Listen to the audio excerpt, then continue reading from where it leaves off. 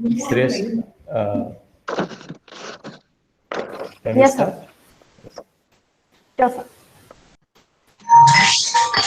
Esteemed President of ASBM University and Chairman of the Symposium, Honorable Vice Chancellor of the University, respected guests, delegates, invited guests, members of faculty and staff, coordinators of the symposium, and my student colleagues. A very good morning and a warm welcome to all of you to the inaugural ceremony of the National Virtual Management Symposium with the theme Winning the Market and Enriching the Doors, Re-strategizing Business. I now request the coordinator, Dr. Sunil Kumar Das Dendi, to introduce the eminent guests for the day. Sir, please. Good morning, all dignitaries in this form. First of all, I would like to welcome all of you to our Mark Logistic Management Symposium on the topic winning the markets and reaching the doors, re-strategizing business. So it is my great privilege and opportunity for me to introduce our eminent guest in this inaugural session of our Mark Logistics Symposium. So first of all, I would like to welcome Sri Nanduri Srinivas sir, who is presently working as a director in operations and business development, dedicated Freight Corridor Corporation of India. He was an officer of 1989 batch of Indian Railway Traffic Service. After completing his master degree in agriculture economics from Indian Agriculture Research Industry, New Delhi, he has joined Reserve Bank of India as a Group B officer. In the year 1991, he has joined Indian Railways. He has worked in many key posts of Indian Railway, like Chief Passenger Transport Manager, Chief Traffic Planning Manager. Apart from the post held, he also worked as a Executive Director, Fuel Transportation, NTPC, Executive Director, Coal Movement, and IRCTC Hyderabad. So, sir, we welcome you, sir. Thank you, Sunil. Now I would like to welcome our next dignitary, Sri M.M. Tripathi sir, who is a Senior Vice President Projects, ABC India Limited. He did his BTech in Civil Engineering and at NIT Bhopal in 1986. He have completed challenging assignments in project logistics for thermal and hydropower plants, refineries and steel plants, presently managing the overall logistics of 2 into 660 megawatts thermal power plant being set up in Bangladesh as a joint venture between India and Bangladesh and built by BHEL. Sir, we welcome you, sir. Thank you. Next, we go with our third dignitary in this occasion, Sri Keur Kotecha sir, who is a General Manager, Lead E-Commerce, Supply Chain Management, Integrated Electronics, Reliance Retail Limited. He has done his MBA focused in operations from Symbiosis Institute of Operation Management. He had then joined as an Assistant Manager, Industrial Engineering Service, Tata Chemicals. Then he worked as a Program Manager, Operations at Amazon. He has also worked as Assistant Vice President Operations in greencard.com and New Leads Supply Chain Management in Workstore. His key areas are skilled in negotiation, analytical skills, operation management, e-commerce, and customer satisfaction. We welcome you, sir. Now we also have our President, Professor Dr. Bishwajit Patnaik. He is the founder of ASBM University. He is an eminent psychologist and distinguished academician with PhD and DLit in organizational behavior and DSc in management science. He has been a professor at IIM Indore and IIM Lucknow with 91 research publications in national and international referred journals and 25 books to his credit. Professor Patnaik is also regarded as an authority in human resource management. Sir, we welcome you to this Mark Logistics Symposium. We also have with us Professor Kalyan Shankar Rai, our Vice Chancellor at ASBM University. He started his professional career by teaching economics. He then joined banking and his 31 years of rich experience in banking operations and management of Bank of India, He also served as a director to regional banks. He was associated with National Institute of Bank Management in preparing guidelines of services area approach of Reserve Bank of India. He has several papers to his credit, along with 9 books. We welcome you, sir. Uh, Due to pandemic, now physically our students were in the campus almost. So they are having a live stream session in our conference hall with this symposium.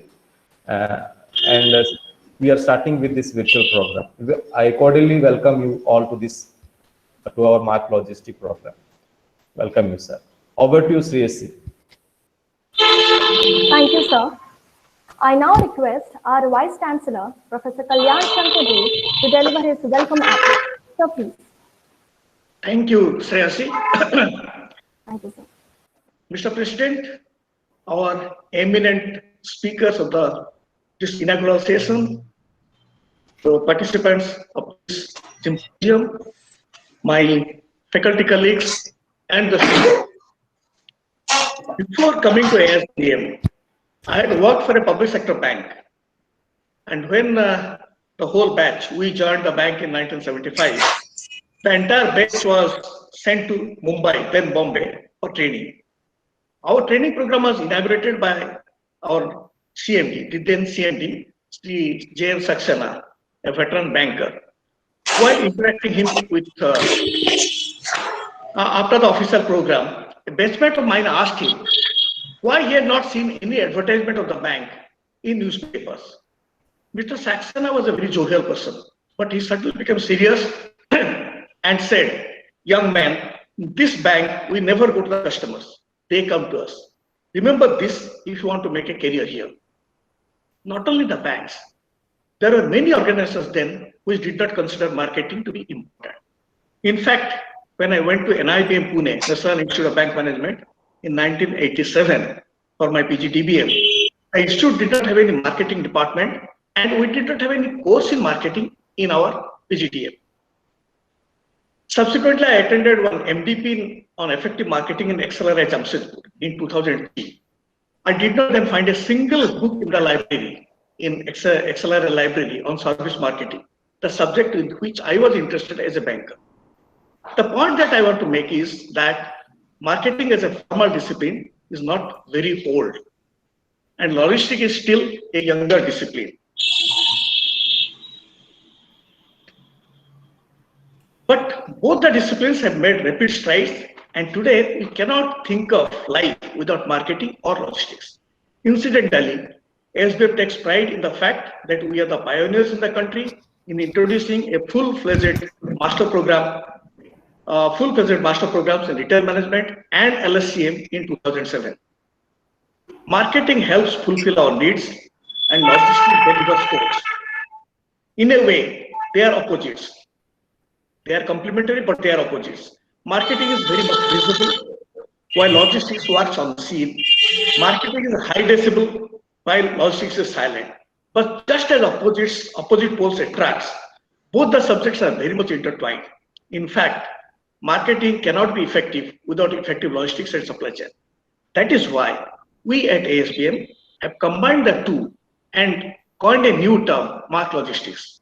Over the years, our Mark Logistics Symposium has become a popular, having created a niche for itself. Today, every business is trying to win the market by reaching the doors of the intended customers with its offerings. That can be possible only through effective logistics. That is the theme of this symposium, winning the market and reaching the doors, re-strategizing business. We have today a galaxy of speakers who will explain to us how the business is changing its strategy to win the market. Sri Srinivas Nanduri, IRPS, is the Director of Operations and Business Development of Dedicated Freight Corridor Corporation of India Limited. He is an expert in his field, having served Indian Railways for more than 2 decades. Sri M.M. Tripathi, Senior Vice President Projects of ABC Logistics, is a hands-on veteran. He will tell us how he used multimodal transport to deliver very heavy equipment weighing more than 300 metric tons through a geographically challenging and inaccessible terrain. Incidentally, global players like GE, Alstom, Siemens, etc. did not dare to enter into that venture.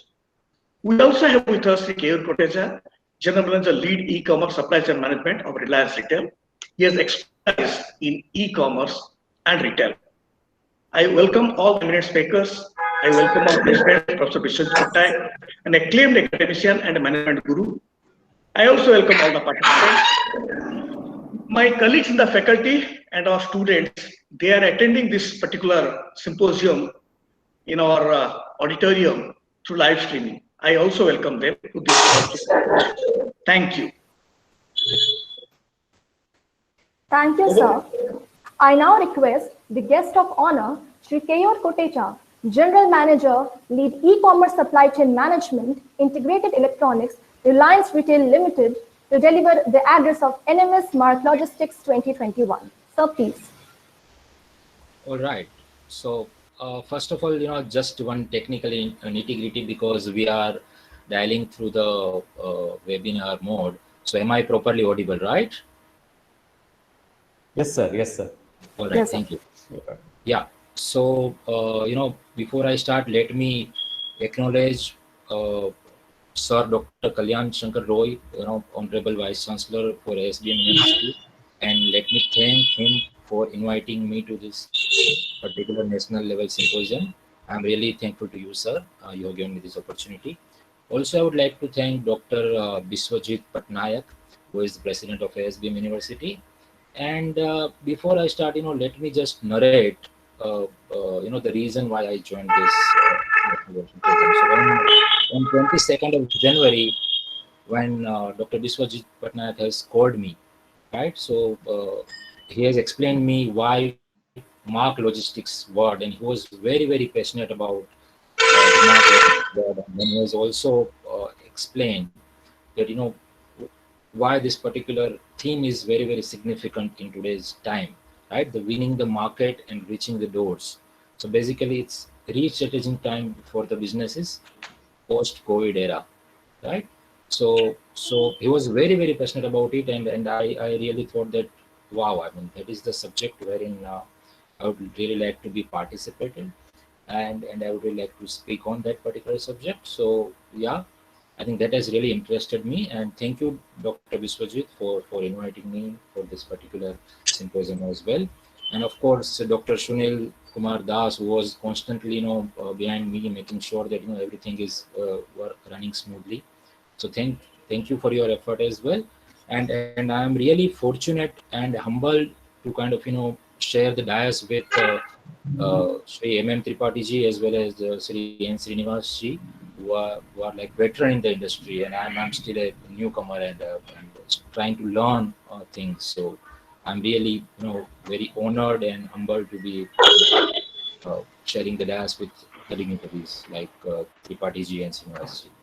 Right, so thank you everyone. And before I dwell into the subject, I would also like to start with one disclaimer that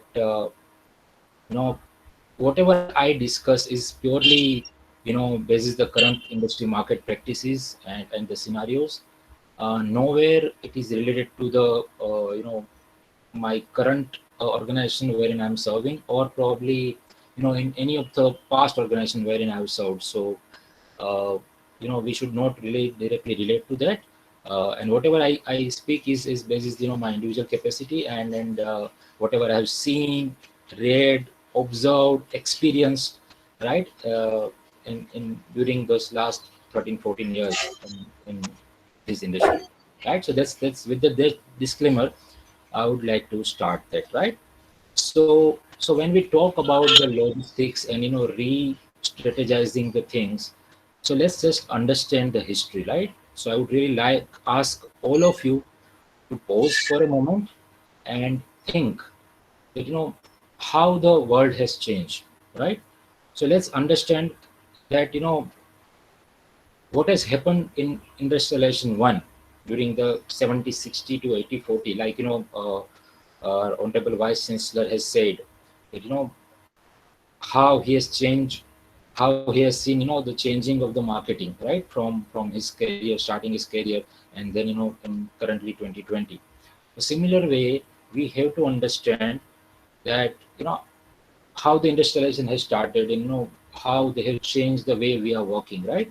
So we know that the textile has boomed, then steam engine have come, and they have actually changed the way all the men were operating and humanity were working, right?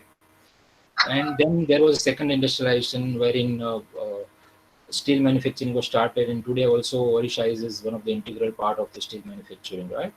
So it has really changed the way we live, and the entire steel booming has changed the way we live. That is started in the second industrialization era, right? And then we also need to understand that post World War II, how the Japanese management, or probably or the main people, or what we call it, how the operations management has changed the world for better, right? It has really opened up a new era of efficiency and productivity and stuff like that, right? So all those events in the history has led to a significant change in the way we work, we operate, we live. Yeah. And today we are sitting in the same era, right? That COVID has actually put us on unprecedented level of challenges, but at the same time, it's an opportunity for all of us to change for better, right? We have to re-strategize ourselves, and I would like to go beyond the theme of this particular symposium, that re-strategizing business. I would like to say that not only re-strategizing of the business, but re-strategizing the way we work, the way we learn, the way we operate, and the way we live also going to change, and also is changing, right? Like before a year ago, if someone would have invited me for the virtual symposium, I would have said no, right? Because I could not imagine that. But now I think the entire college has probably worked on the virtual level for a year.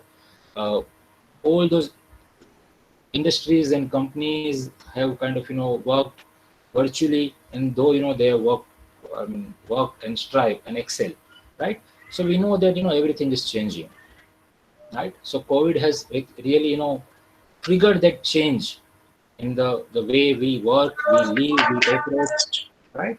So with that learning from the history, I would start, and let me just first talk about what is logistics industry, and what is the size of logistic industry today. So it's around 215 million US dollar industry today. I mean, it's more or less the ballpark number in India. It's growing at around 10.5 11% of CAGR.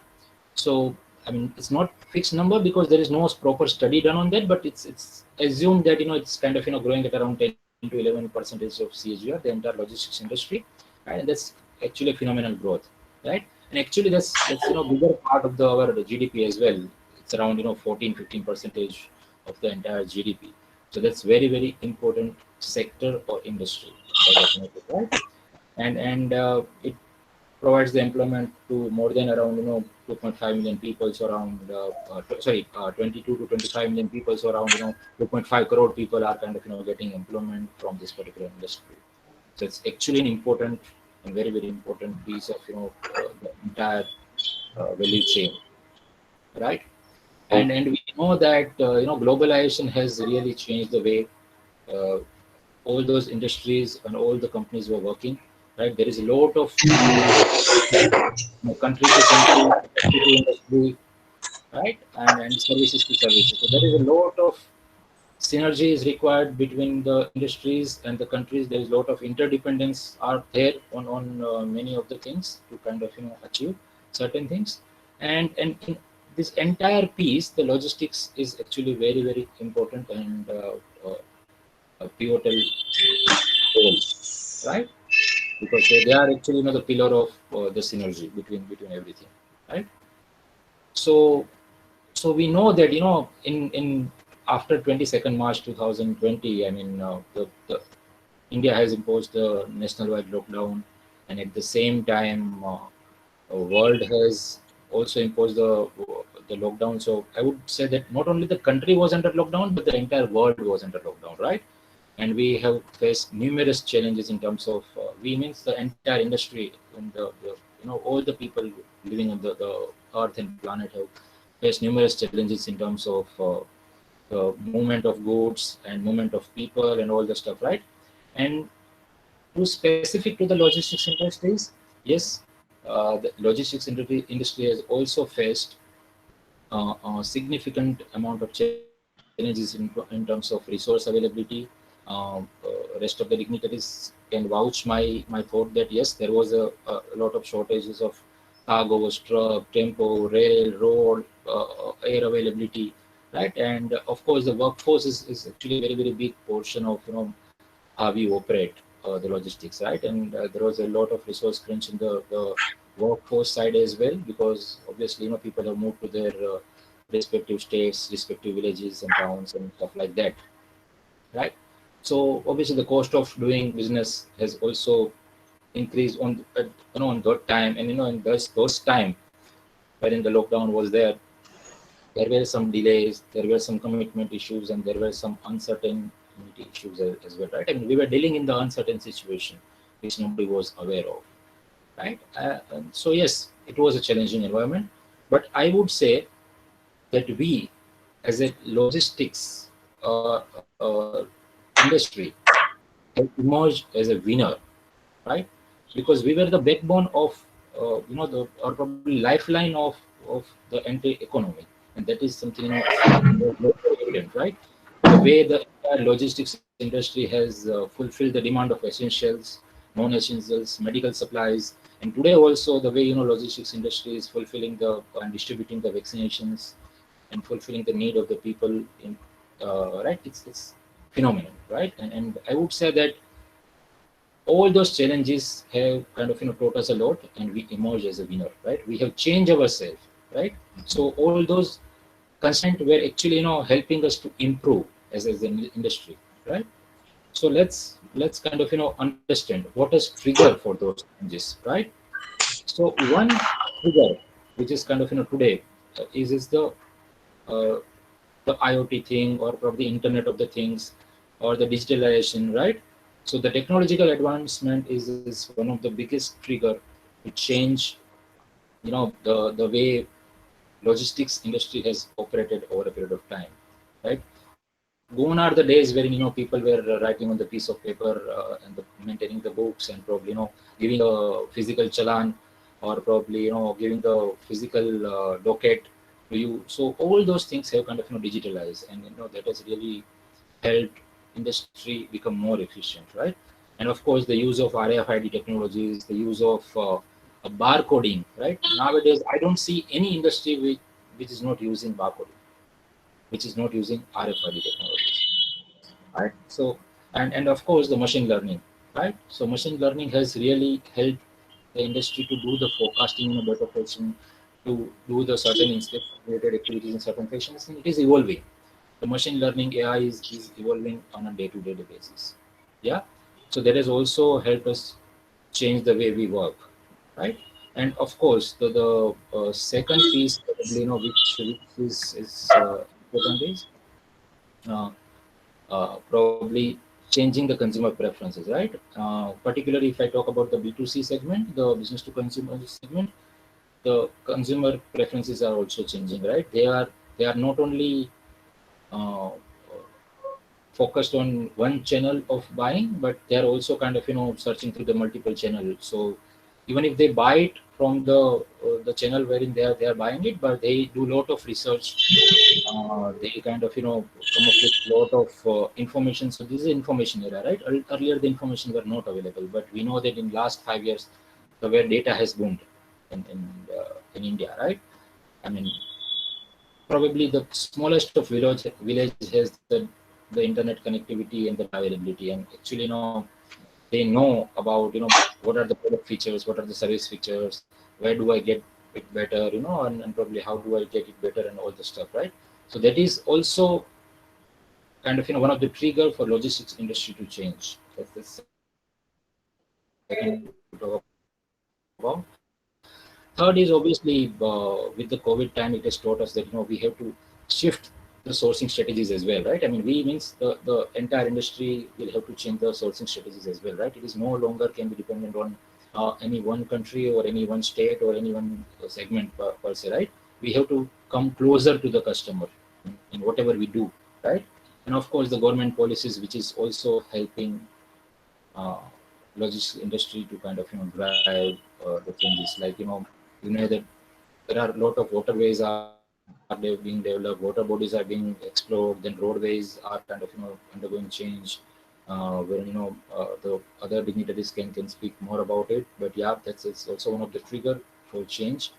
And also probably I would say that a lot of thrust is being put on the sustainable way of doing business, a green way of doing business, where we uh, use all the resources very responsibly, right? Packaging is undergoing a lot of change in energy industry. Use of electrical mobility has is also kind of as one of the trigger for industry to change. Right? So all those are like trigger for change, and that's where right now it's required for any individual, any organization, or industry as a whole to also revamp themselves. That's what I believe that it is required. Right? Now let's understand that what is kind of required, right? So one is we know that post 2008 wherein we had this financial crisis in world, right? So there was a lot of financial stress test was done. I would say that wherein all those financial systems have been checked thoroughly that yes, everything should be capable enough and scalable, right? Similarly, after the data booming and everything, there were some cyber attacks, and after that, the IT has also undergone change, and they have implemented the cyber security management system, right? Similarly, I would say that now probably company or a country itself is focusing on supply chain stress test, right?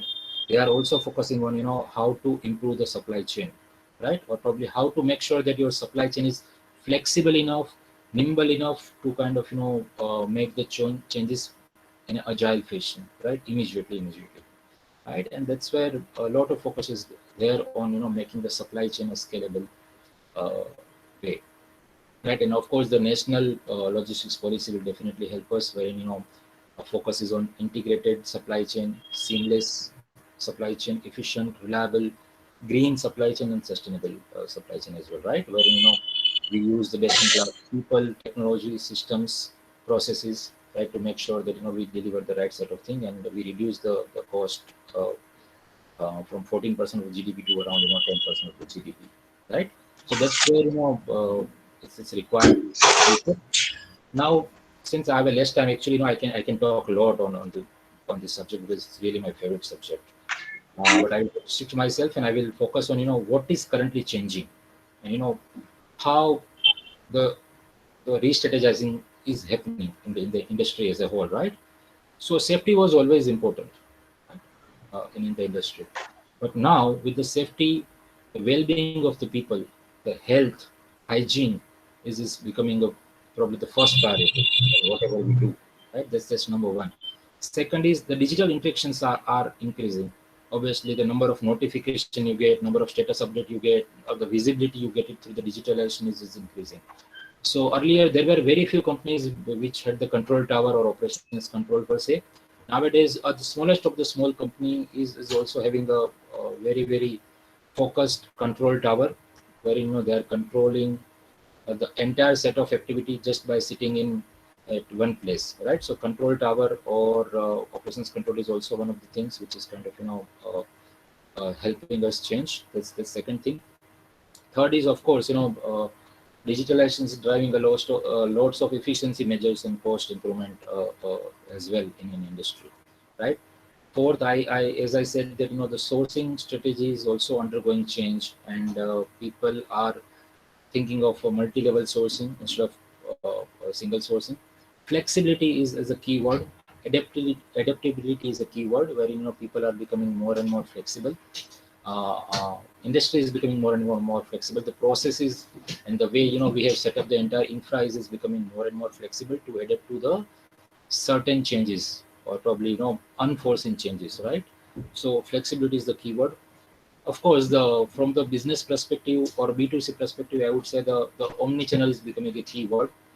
I don't see any brand or any company who is not present in an omni-channel way. So omni-channel is a new way of doing business, and that's where probably all the companies are also focusing on the omni-channel way, right? And obviously, visibility is also changing. So now people are focused on the control tower, OTP-based delivery mechanism, automated route planning, so that they can optimize the freight, and of course delivery tracking, the end-to-end visibility in the supply chain. So these are like bigger uh, things which is happening in the logistics industries, which is like driving the change for better, of course, right? Because as I said that any changes is for the betterment only, right?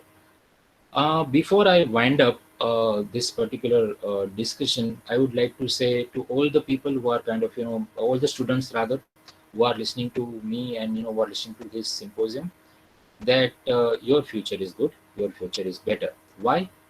Because earlier, supply chain, as our honorable vice chancellor has said that, earlier marketing was probably the behind the scene. Nobody knew about the marketing, right? And now probably marketing, everyone know about the marketing. A similar fashion, probably the logistics has always worked behind the scene, but now the role of logistics is being changed from behind the scene to the prime driver of the company. Okay, so obviously the supply chain and logistics is being given the equal importance as we have always given to the finances. So I would say that chief supply chain officer is given the equal responsibility and rather importance the way we have given it to CFO or CO or CMO or CHRO for that matter. So now the chief supply chain officers and CTOs, chief technology officers, are probably the one who are driving and who are into the driving seat. All right. So yes, we as a industry leaders, or we as a followers of supply chain and logistics, has a bigger responsibility now. I mean, to kind of drive the changes for a betterment, for not only for the organization but as a humanity as a whole, right? And I'm sure that with the new changes and advancement, we will once again win, and we will make those changes which probably the generation will remember. That yes, post 2020, the industry leaders has changed the way they're working, and we see the new way of working, the better way of working, and the better way of leading the world. Right? That's what I foresee. That's what my take. Yeah. So once again, thank you everyone for patiently listening to me, and thank you SBM University for inviting me. Thank you. Thank you, sir, for such concise address to all of us. I would now request the guest of eminence, Shri M.M. Tripathi, Senior Vice President Projects, ABC India Limited, to address the assemblage. Sir, please.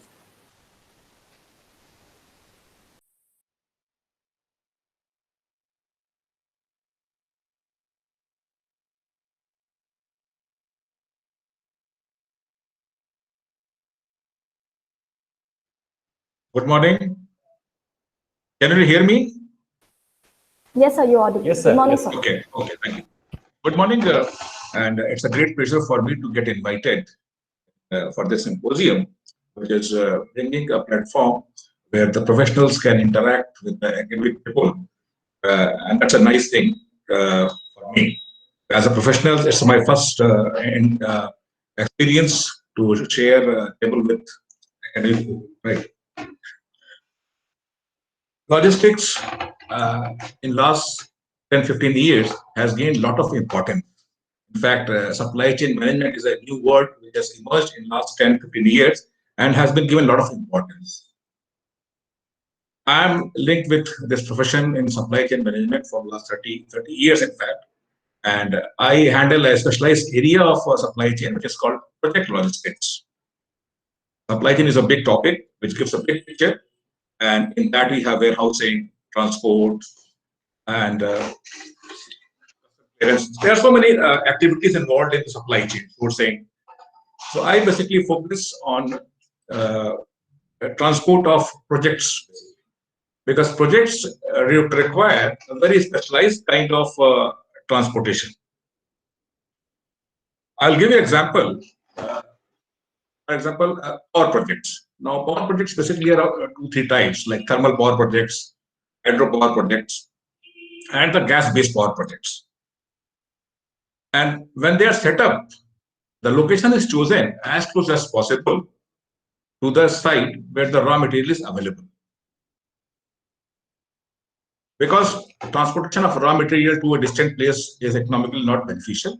So location is bound and chosen by the availability of the raw material.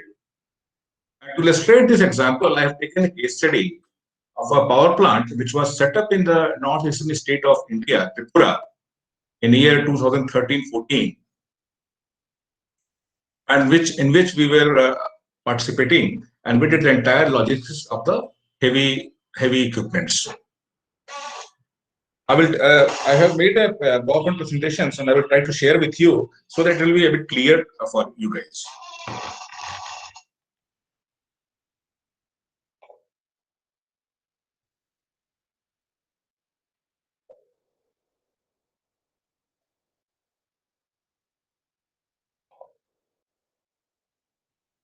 Is it visible now? Yes, sir, it is visible. Okay.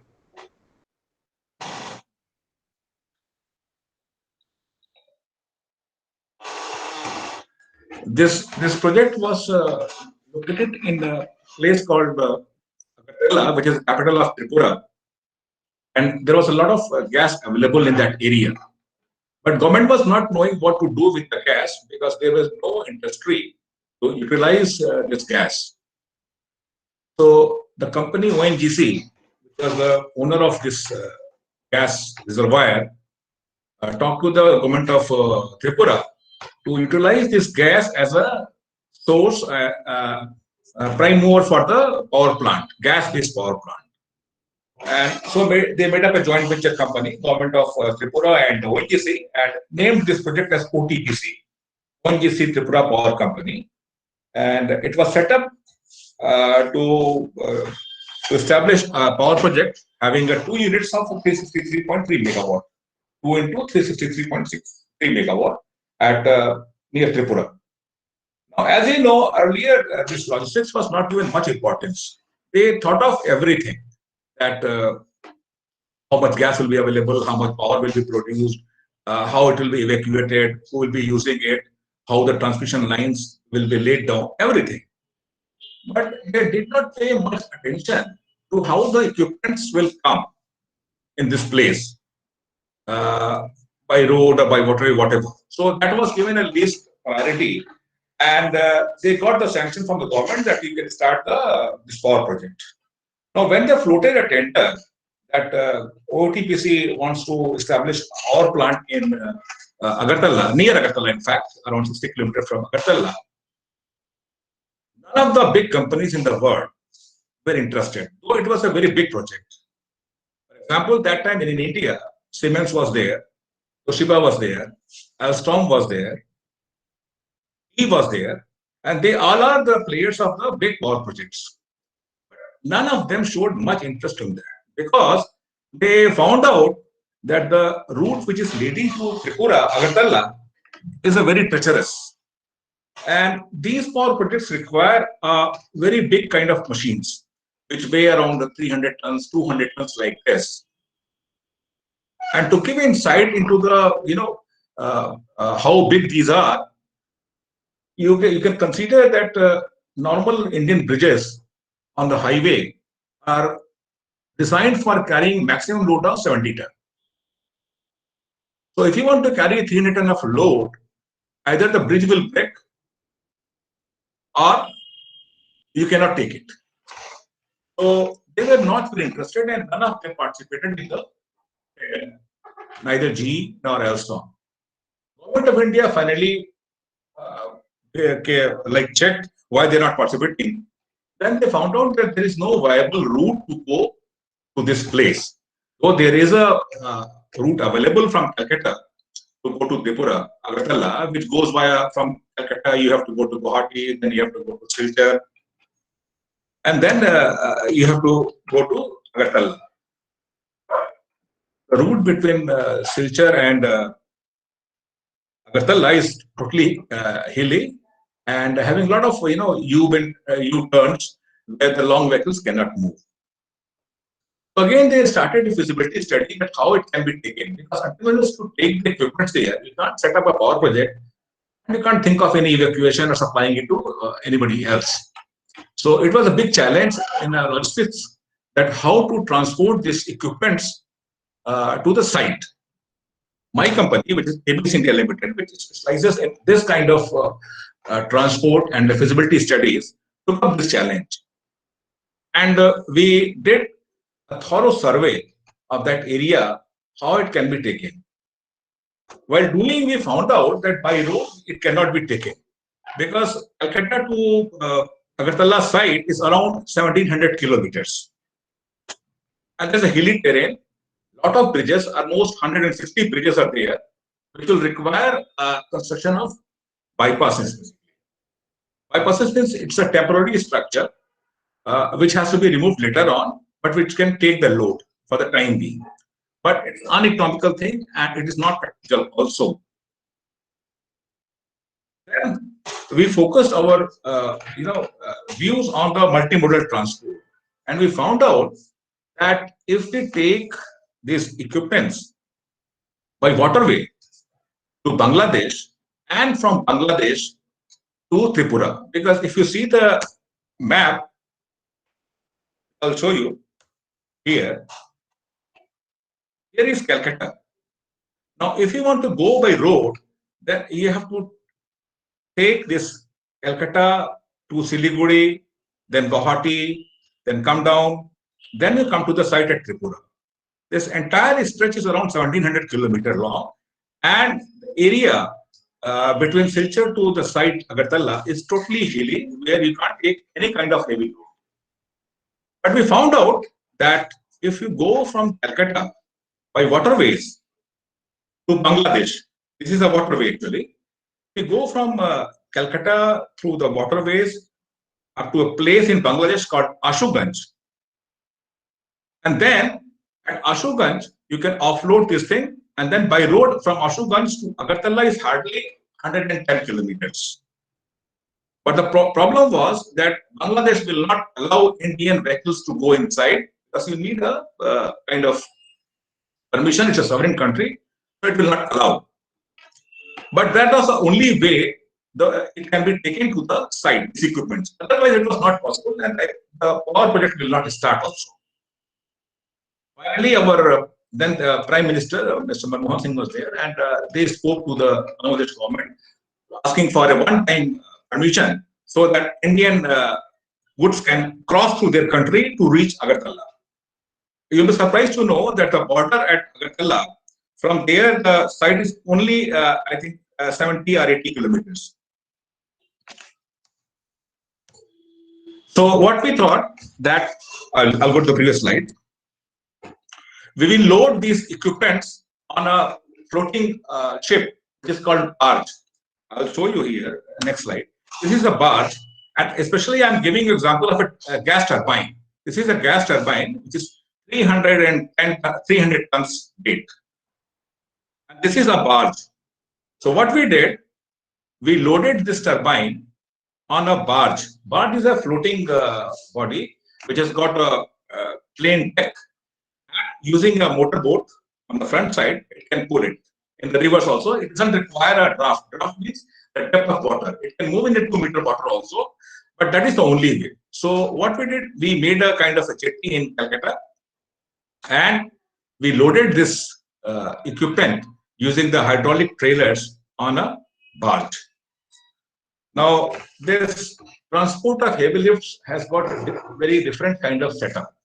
For transport, normally you see on the roads this trailers and trucks, but they are not sufficient for transporting this kind of equipments. You require a very large equipment which can distribute the load on the road and bridges so that it is not damaged. And for that thing, you got a hydraulic axles which distribute the load on each of the axles equally. So if you load something here, from here to the rear end, it can reach equally, and everywhere it will be same. In this kind of trailer, each axle has got 8 tires. And so we used around 18 axle trailers, means around 144 tires were there, all hydraulically connected. So that if you put any heavy load on the trailer, all the axles will receive the same kind of load.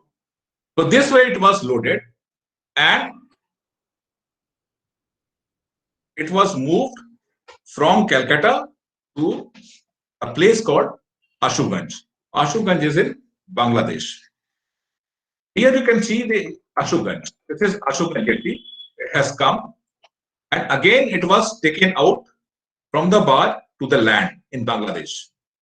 For taking it out, we make a temporary jetty. Jetty means a place where the water body is meeting the land, and suitable platform is made so that the trailers can roll off on the jetty. So here you can see this same turbine, which was loaded in Calcutta, has reached Bangladesh and is being rolled off on the ground. But there are bigger challenges there. Bangladesh government said our bridges are very weak, so you cannot cross those bridges. Either you make a temporary bypass or make your own arrangement how you will be crossing it. And again, this was a challenge because okay, we landed in Bangladesh, but how to go further? We have to go around 60 kilometers in Bangladesh territory, then we'll be meeting India-Bangladesh border. The first and foremost challenge was there was a river called Kurlia. This was the river in Bangladesh. Now you can see it is a bridge, and this river is flowing. Now government said that you cannot make a bypass in the river because there's a water, there's a boat coming and going every time, all the time, because there is a channel for movement. So it cannot be blocked with any kind of permanent or temporary bypasses. We thought of how to overcome this challenge. Then it came to our mind that if we can put from this shore to another shore, which is around 50-meter wide river, a kind of a floating pontoon. You can see here, we have put a pontoon here. It's floating. And this is a road this side, and this side also is a road. So that when the trailer passes, this is in place. Once it is passed, this can be removed. Because it's a floating, only anchored for during the transportation time. So this was the arrangement. This pontoon was exactly 45-meter length. It was fitting between the two shores. The turbine was brought by road from Ashuganj. It was loaded on this pontoon, taken on the other side, and then it used to be removed. So this way it was crossed. Again, there were a lot of bridges, and in this kind of transport or logistics, bridges, long bridges especially, has to be avoided because they are not designed for carrying such heavy loads. So normal way is available to make temporary bypasses, which uses embankment, and on top you use the bitumen surface basically. And there were around 15 such bypasses to be made in Bangladesh. I will show you a few examples where we made the bypasses and how it is made. As you can see, this is the way the bypasses are made. Normal earthwork, the way you see on the roads, is done, and then on top of it, the blacktop is. This you can see. I can show you later on. This is one of the biggest bypasses we made in a river called Titas in Bangladesh, where again the government said that you cannot go on the bridges. You have to make your own thing. And the worst part was in Bangladesh, no soil is available because there is no barren land where you can dig the soil to make your bypasses. So we have to make it using the sand basically. It was a new technology where the river sand was used to make the bypasses for transporting such heavy loads. And it was an engineering challenge for all of us. Here you can see the bridge which you're talking about, the river Titas, and it's a very long bridge which was not allowed to be passed by our axles. So we have to make, and there's a railway bridge, there's a road bridge. In between, there is some place available. So we were supposed to make a bypass here only. And This is the way we made a bypass, because we put the, this is a sand, basically a coarse sand, which is rolled and spread, and on sides of it we put the earth embankment, and then this way it was made to allow the flow of water. We put hume pipes, big pipes, so that water can always flow and it doesn't work like a dam. Now, once the bypass was made, you can see here, this is the rail bridge and this side is the road bridge. And this was our bypass, which was made. And then it was taken using that. Now, all the heavy cargo, there are almost 100 plus heavy lifts which use these bypasses. And this is the way it goes. Here you can see the length of the trailer. 1, 2, 3, 4. There are 18 axles here. And each axle has got 8 tires. So you can see 144 tires are there. They all are connected using hydraulic circuit so that the load is equally distributed and bypass is not damaged. Because normally, when you see the trucks and trailers going on the road, they don't have any hydraulic mechanism. They are mechanical, basically. So, for example, a trailer carrying a load of 50 tons will provide around 35 tons on the rear axle and only 15 tons on the front axles. Now, the rear axle, which is carrying the 70% of load, will damage the surfaces, in a very critical manner. Whereas in this kind of hydraulic axles, the load is equally distributed and road is not damaged, and the structure is also safe because it's a uniformly distributed load. You can see another package. This equipment is called HRSG, which is called heat recovery steam generation system from the power plants. When the flue gases come out, hot flue gases, it is used to make steam again, and these are the part of that. HRSG modules, these are called. So these are being transported on the similar bypass. There was like 15 bypasses like this which are made in Bangladesh. Here you can see the turbine has come. This is Bangladesh side. It's the land border. This side is India, and that side is Bangladesh. So Bangladesh was good enough to provide this kind of permission for Indian project so that the equipment can come over. So now you can see on the border, it is crossing from Bangladesh to India.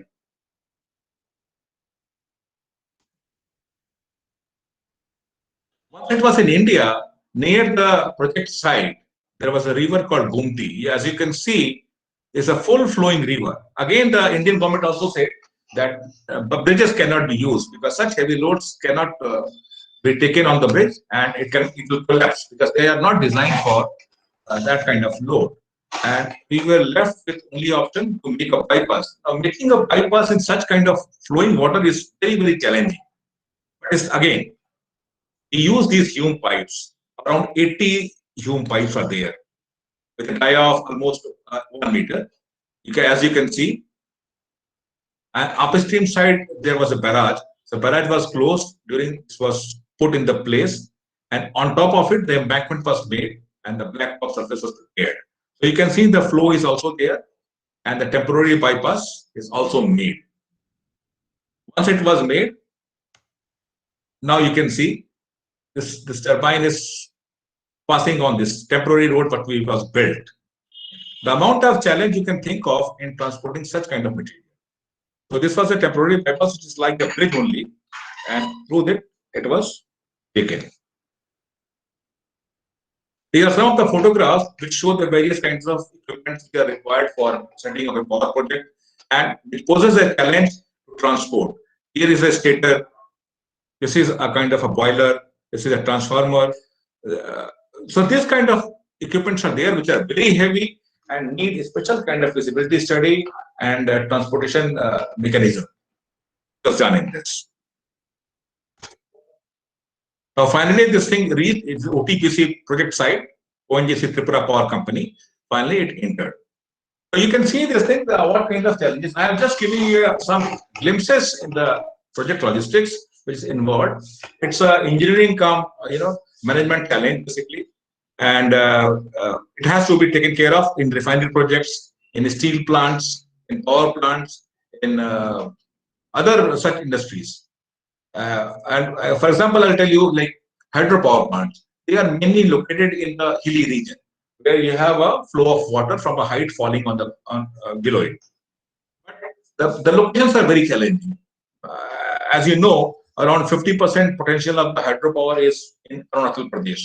But setting up a hydro plant in Arunachal is again a very challenging task. So I hope with this example and case study, you will have some kind of insight what kind of challenges are there in project logistics. If you have any question, you can ask me, and I will be very pleased to answer.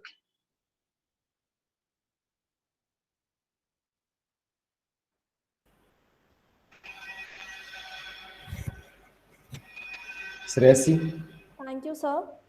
I would now. So just one question. Yeah. I'm not very familiar with this subject, but just curious to understand if air transport was not an option, like AN 124 or Super Hercules. Yeah, air transport, actually, we have checked it. There are two things required for air transport. Like like Antonov aircraft, what you say, first of all, where it has to land, it should have a sufficient airstrip to accommodate that thing. Secondly, the limitations is right now is around 125 tons only. Okay. Yeah, because we have transported one package of 95 tons from Hyderabad to Kuala Lumpur, and it was very interesting because BHEL Hyderabad got an export order to Kuala Lumpur, and they consume more time in fabrication and manufacturing, and there was a LD clause. So they were not knowing what to do, how to reach to Kuala Lumpur in a very small time, because ship will take a lot of time, Hyderabad to Chennai and from Chennai to Malaysia. So we came across a solution saying that we call the Antonov aircraft at Hyderabad airport. We load it and then we take it in 4 or 5 hours to Kuala Lumpur. So it is costly, but it worked. 95 ton was transported in a matter of 6 hours only. But they saved the LD in that case. Okay. Okay. So another question, since there was a lot of additional construction, how is the operating margin or gross margin maintained in this kind of projects? I mean, that would be a challenge, right? Of course, this is a big challenge. Actually, with the experience, we have to estimate, because these kind of contracts, they are inclusive of all the constructions, everything. So we have to do a lot of estimations in that. What is the material required for building the bypasses, jetties, everything separately, put everything there. And then it's a kind of a lump sum contract. Okay. Thanks. Thank you, sir.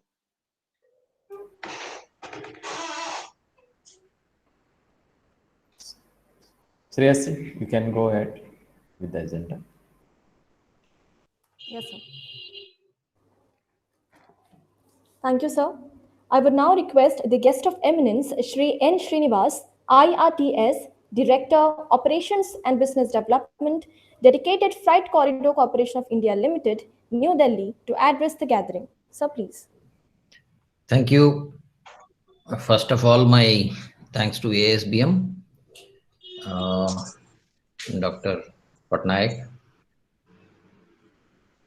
for calling me for this seminar. I'm thankful for the nice introduction given. Let me say that I have been involved for the last 30 years with Indian Railways.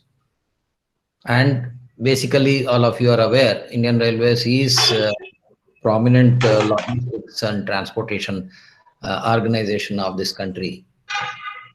And I'm proud to be associated.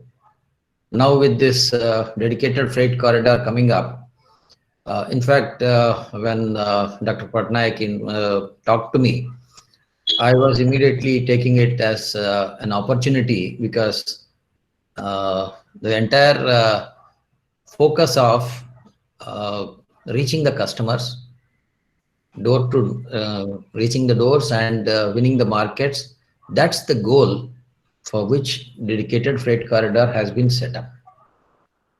In fact, in my opinion, we had two streams of speakers ahead of me.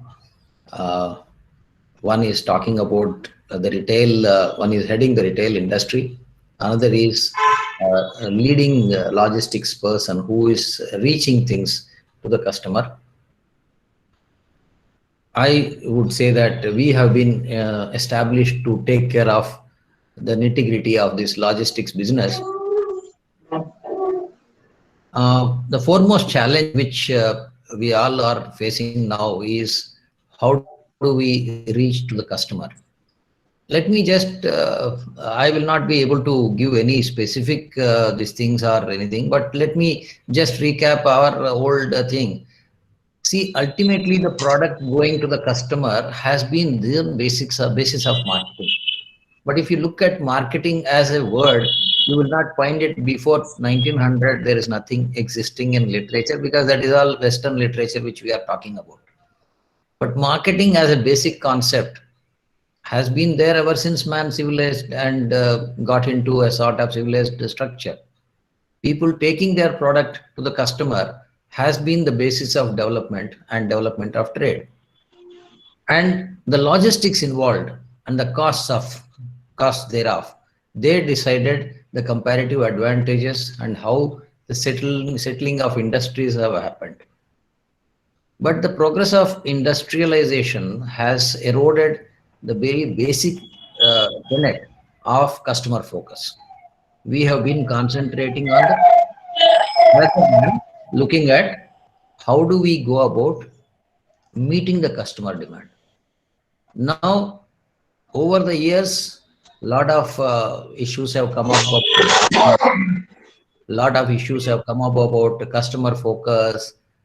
So we are going back to basics in terms of meeting the customer demands, the identification of the customer demands.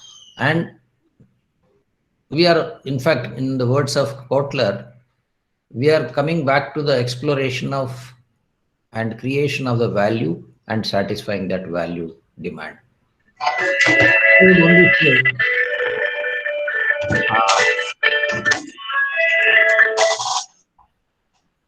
I have a very clear understanding about the role with which we have been created.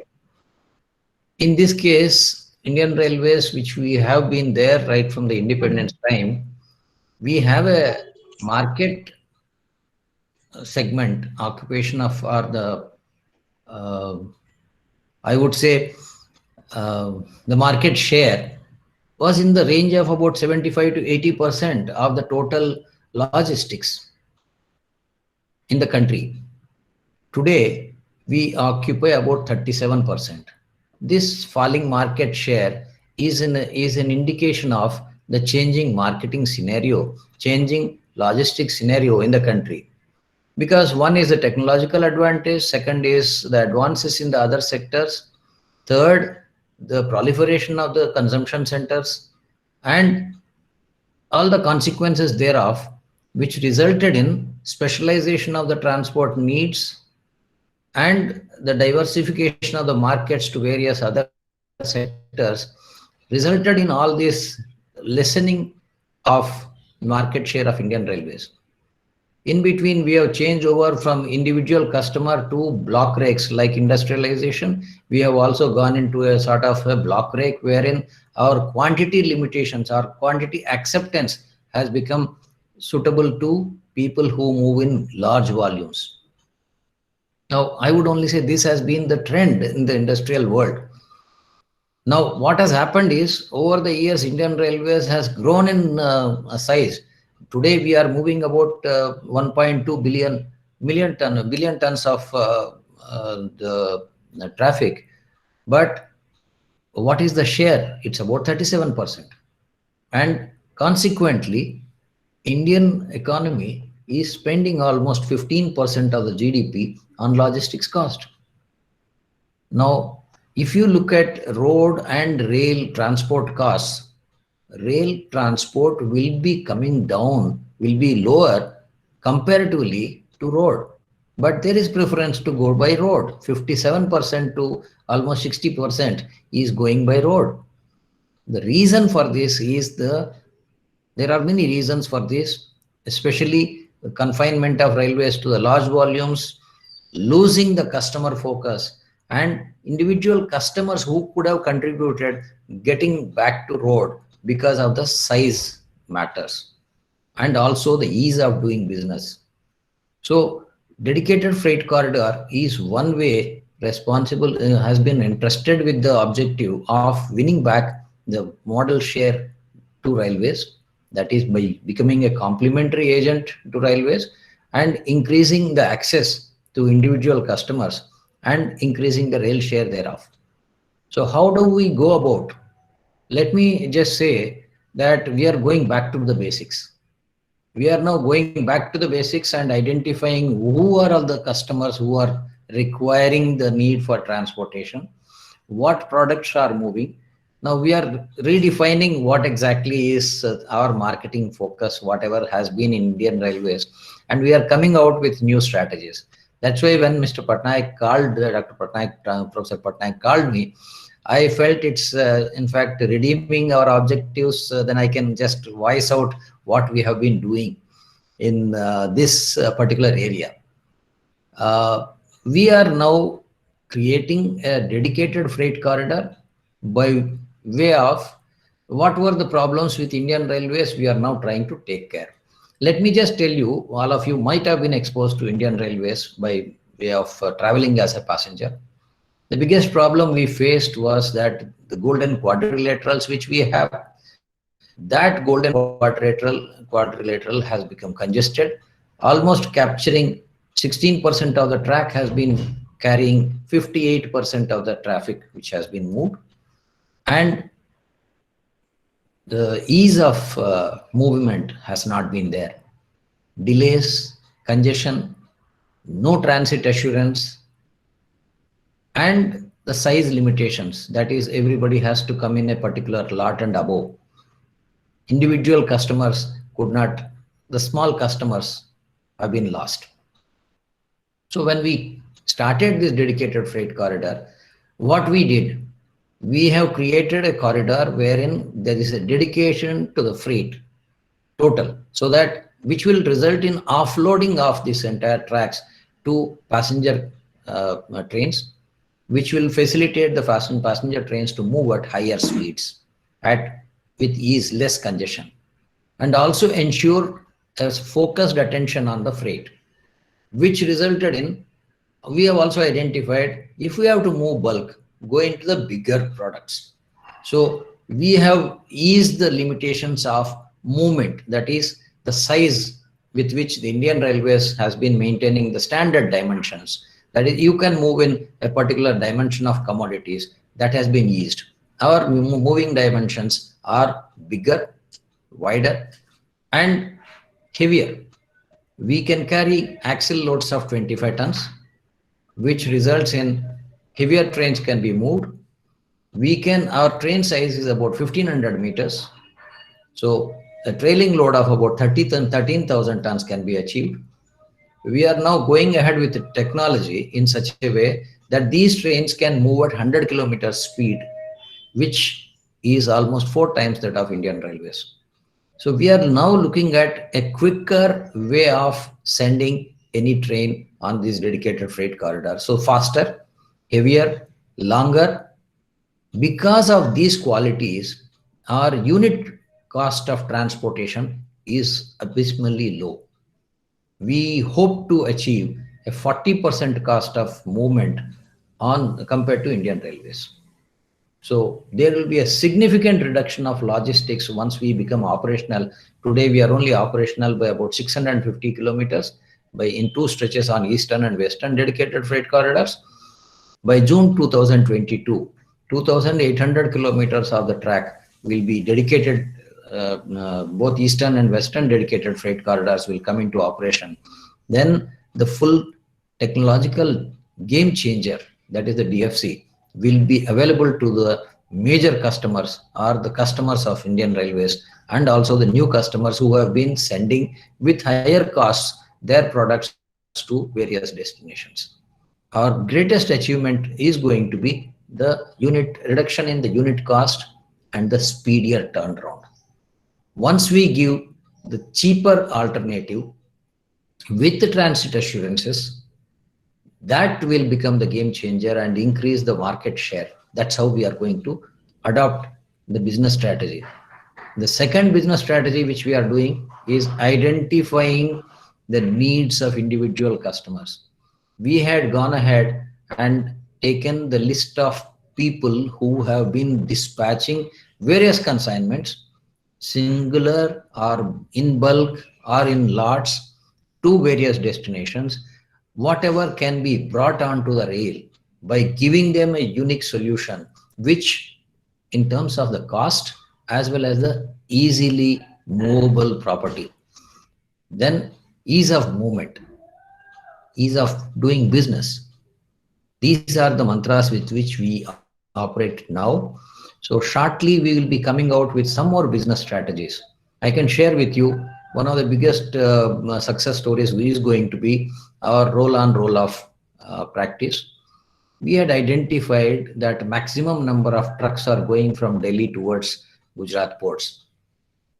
When we checked up, almost about 3,000 trucks go per day. And the transit time for them is about 26 hours. And the cost of operation for each truck on an average is ranging from about 20,000 to 40,000 rupees. We just spoke to Gati also. It is coming to about the overall Gati, if it takes on lease a truck, it comes to about 30 to 32 rupees per kilometer with all costs included. So when we checked up for 700 kilometers, it is average coming about to 21,000 rupees.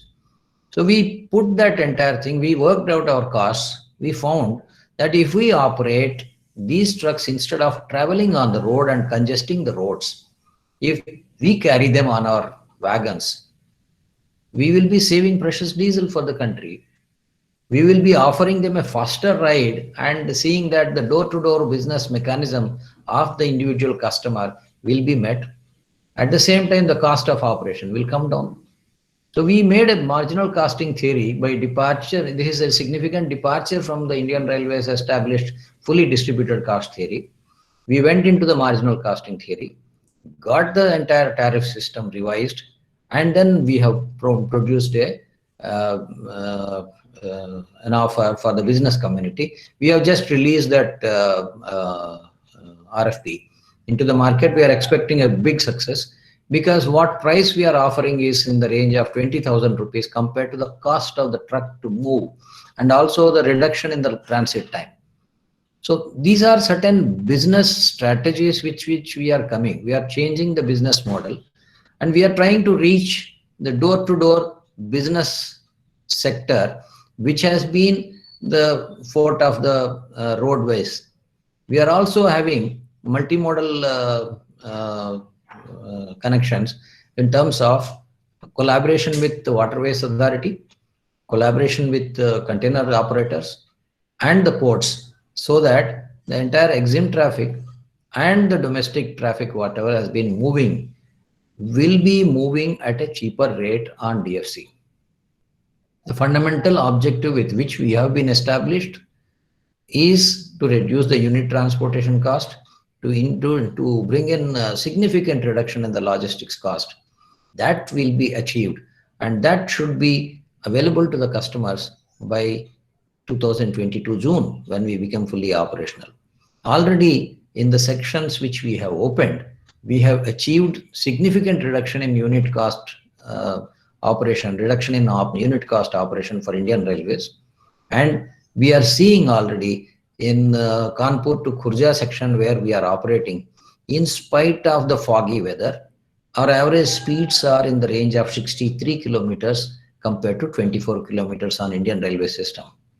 And we have recently opened Ajmer to Rewari section, which we will be extending right up to Palanpur by March end, which would give a transit assurance to all the sectoral people who have been going.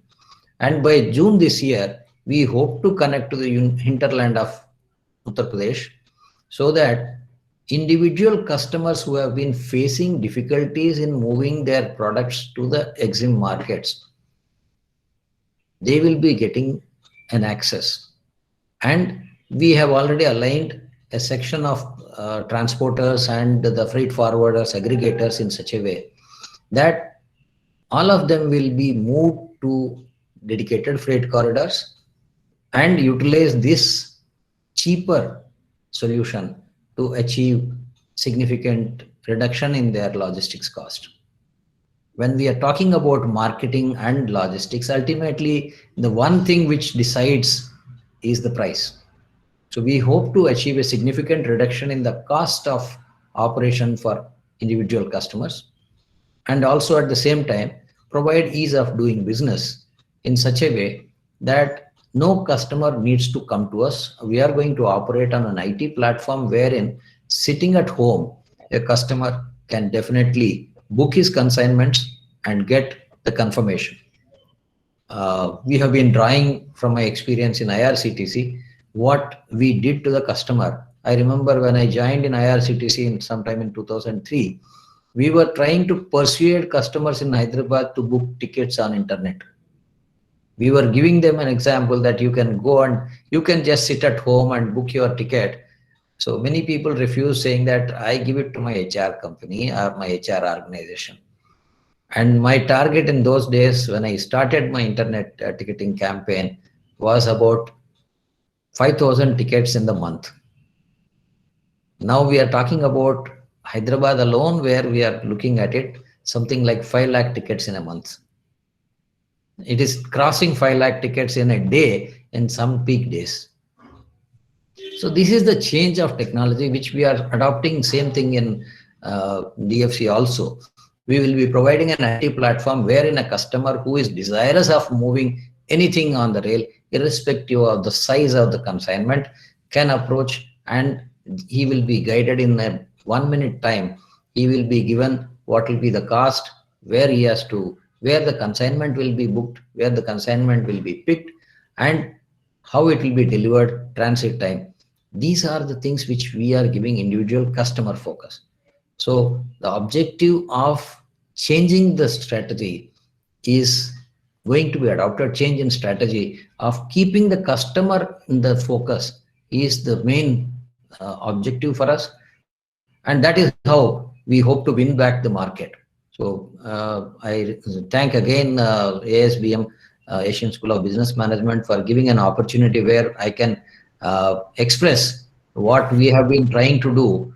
And this seminar, I think, is again, I will be requesting the authorities there to give me some of the proceedings and some papers if there anybody producing anything about business strategies and others.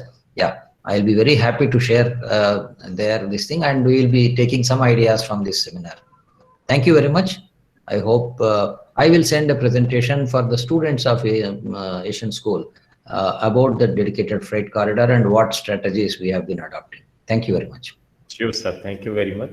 I cordially request all our esteemed guests to please switch on their videos for the screenshot session. Tripathi sir and Kaur sir, please switch on their videos. I also request our VC sir, President sir, and Pati sir to please switch on their videos for a screenshot session. Shreyasi, over to you now. Please go ahead with your agenda. Yes, sir. Thank you, Srinivas sir. I now request the chairperson of the NMS Smart Logistics 21, Professor Biswajit Patnaik, President ASBM University, to introduce the theme of the symposium. Sir, please. Thank you, Shreyasi. Our Vice Chancellor, Professor Kalyan Shankar Rai, the esteemed speakers and our guest, honorable guest, Mr. Srinivas, Mr. Tripathi, Mr. Kotecha, and also the coordinators of this symposium, Dr. Sunil Kumar Dasbendi, and also Professor Pratap, and my dear faculty colleagues and my students, dear students. In fact, I was hearing all the speakers, starting from Mr. Kotecha, and it was in fact a very interesting deliberations and the presentation by all the esteemed speakers. It is very difficult to draw a kind of a synthesis or a summary when you have very wider variety of experts in this kind of symposium. Nevertheless, though I do not belong to marketing or logistics and supply chain, I'm basically a man from HR. But I feel that ultimately the success of marketing and logistics, it is connecting the dots, connecting the people. So therefore, I have some relevance of speaking in this particular occasion. Our Vice Chancellor started with how the public sector organizations, they had a monopoly. In the, I can call it as the ancient era, because it is already history. And I remember that in bank, we used to have a huge line on the salary day when I was working in Steel Authority of India Limited to start my career as a very young, a professional at the age of 25, 26, requesting the boss and visiting the bank to draw the salary, standing on a very long queue. And today, the things have changed. And no more that monopolistic approach is valid. Now the banks are running after the customers for their survival. So this is the beauty of the paradigm shift. Now, Mr. Kotecha, he made a very relevant point that all these developments, all these, the silver line in the business domain, it reminds us not to forget the safety, well-being, and hygiene priority. So probably that is the reason today the green logistics and the kind of sensitivity attached to logistics and supply chain has taken a front row in most of the deliberations. And he also spoke about how adaptability and flexibility are important, not only in business. I think in our personal life also, adaptability and flexibility has become a very big challenging, the kind of attributes to be imbibed. Similarly, I think very interesting case study was presented by Mr. Tripathi. And believe me, it is a great learning experience for me in hearing and watching this particular case study. That how difficult it is and how the human being, the people, can make the difference. And when we see the successful companies, we never could imagine that what is the kind of activities have been undertaken behind the screen. Probably that's a very interesting, the experience for all of them and for all of us, those who are watching this particular presentation. And for the students, I think this is very exciting case presentation, which they can learn from this particular symposium and try to, get interest in this particular sector, that is logistics and supply chain, that how interesting and stimulating this particular career. Similarly, I think Mr. Srinivas, he spoke about his experience in Indian Railways and how the Government of India has created a dedicated Freight Corridor Corporation Limited. And considering the outstanding achievement of Mr. Srinivas, they have given this assignment. I think it's a Herculean task to get things done in the public sector, in government, because there are so many limitations. But I'm sure that the past history which he explained definitely will bring a huge success and value addition to the customers. And rightly he said, quoting the marketing guru, that the expansion and creation of value. You see, ultimately today, business is value proposition, and not just proposition, the value execution, the value delivery, and ultimately it should reach to the target people, ultimately to the human well-being. And I must tell you that way back in 2006, we thought that logistics and supply chain is a very interesting and is the future. And ASBM was pioneer in introducing course full-time program in logistics and supply chain in collaboration with Gati. And Gati gave us seed money to set up the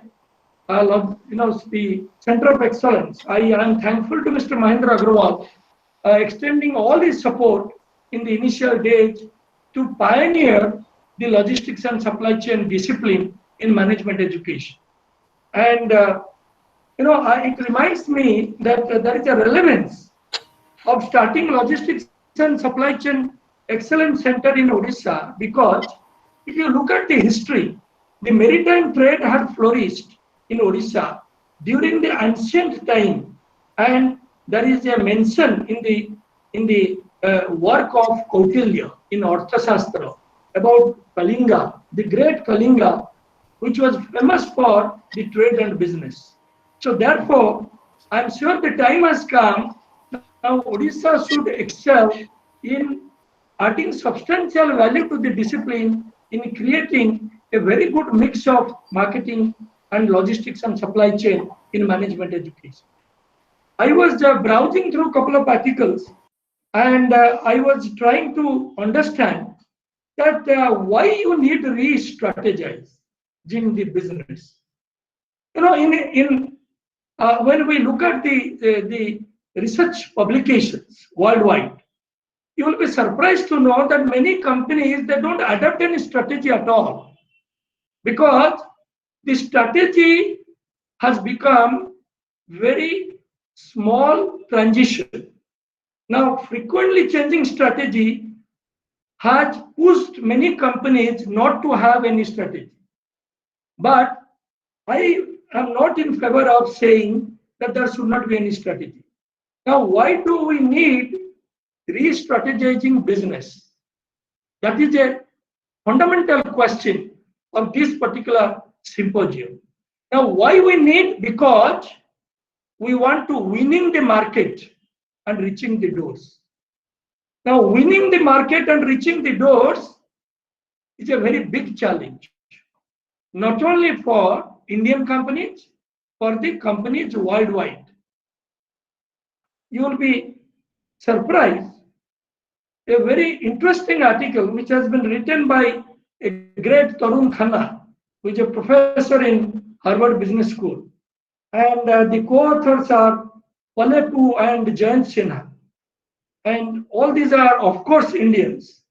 But the study, the title of the research paper is Strategy is that fit emerging markets.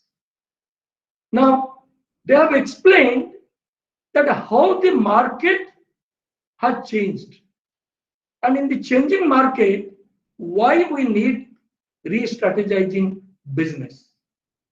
And this article, they have explained that globalization is the most critical challenge for all the companies worldwide. Before that, each and every company, they were excelling in their country of origin. It was very, very easy, because you know the dynamics, you know the strategy, so you operate and make money. Today, that luxury is not there. Because in a globalization, liberalization, and privatization, things are not under your control. Therefore, globalization has thrown a very big challenge. And the biggest challenge is to North America, Europe, and Japan. And they have also explained that this has become tougher than the past decade. Day by day, the challenges are more. Day by day, the competitions are more. Day by day, the survival equation is at stake. So therefore, many MNCs struggling to develop successful strategies in emerging markets because of absence of specialized intermediaries, regulatory systems, and contract enforcing mechanisms, which they have named it as institutional void. And they say that if you want to excel in a global market, you have to address the institutional voids. And institutional voids itself is a very big challenge. Now, the recent, the other studies which have been carried out in Harvard Business School, they have made a study focusing on China and India. Because all of you know that we keep on debating that India and China will be superpower because we have a large consumer base and there is always a competition. Now, they made a study to find out that what is the difference between India and China, how they are going to play the role in the days to come. They say successful companies work around institutional voids. The conclusion is that in India and China also, the successful companies, they work on institutional voids. It means regulatory system, contract enforcing mechanism absent, and specialized intermediaries are not there. So therefore, it is a very big challenge. Now they say that the big market, the so-called big market is Brazil, Russia, India, and China. But companies should develop unique distribution strategies for each market. You will fail if you have a one strategy adaptation for all these countries. It is not possible. Because if you look at the dynamics of India and China, in China, the divestment, so-called divestment is very high in comparison to India. But they are not opened up in terms of regulatory systems, in terms of revealing the market intelligence of their own companies. Whereas in India, we are very conservative in opening up the disinvestment in many areas. Slowly, I think we are opening up. But the real challenge in India is the regulatory mechanism, because there is no seamless integration between the opening up and also the regulatory mechanism. Now, some of the, I think, the areas wherein all of us we have to think and focus, that MNC must modify their business models for each nation, whereas they should retain their core business proposition. While you are opening up, in re-strategizing your business, you should not overlook the core business strategy of your own company, because that will lead to a disaster. Look at the examples. I would like to give few examples here. For example, Dell. All of you know that Dell doesn't use distributors and resellers. They ship their product directly to the customers in USA and China. And you will not get any media in any distribution channel of Dell product. But when they go to the other countries, they adopt a different strategy. Similarly, McDonald's, when they entered to Russia, they outsource supply chain because they find that the outsourcing organizations in Russia, it was absent. So therefore, virtually, they trained the Russians to get into the business and they outsource some of the supply chain activity to US and Russia slowly. Similarly, when the Star network came to India, I think it reminds me in 1991, suddenly the government of India lost the monopoly of the news channel or the channel in the television. And Star came in. Star came from Hong Kong. And suddenly the scenario changed. Today you can see so many channels, so many competition. In fact, it is a very big competition for all channels to survive. Similarly, when the Suzuki came to India in 1981 and Maruti was introduced in collaboration with Suzuki, it changed the face of the country. The middle class, those who could not think of getting into a car, they purchased a car and they become the owner of the car. So the entire strategy, it worked in a different mode when Suzuki came to India. So these are a couple of the very burning examples. And to conclude, I would say, quoting the authors, Professor Khanna, that while companies cannot use the same strategy in all developing countries, they can generate synergies by treating different markets as part of a system. So the message to all of us that we can study different strategy, we can learn from different strategy, but we should not forget our core competency. We should not forget the market dynamics of a particular region or a particular place to build our strategy to create a winning market and to reach the doors. With these few words, I think I would like to conclude my remarks on this National Mark Logistics Symposium. And I really thankful to all the the eminent speakers, the practitioners, those who accepted my request and they are here. Thank you very much. And I must compliment my colleague, Dr. Sunil, and also Professor Pratap, taking initiative in making this symposium a reality. Thank you very much. Thank you, sir. The inaugural ceremony has now come to an end. I request the coordinator, Mr. Pratap Kumar Pati, to propose the vote of thanks. Sir, please. Thank you, Shreyasi Saha. Good afternoon, ladies and gentlemen. It is a great honor and privilege on my part to propose the vote of thanks on National Mark Logistics Symposium 2021. We are extremely thankful to our eminent speaker, Sri K.R. Kotecha, General Manager, Reliance Retail Limited, for his erudite address. His presence today in this symposium has immensely enhanced its importance and is a great. We are thankful to you, sir, for your kind presence.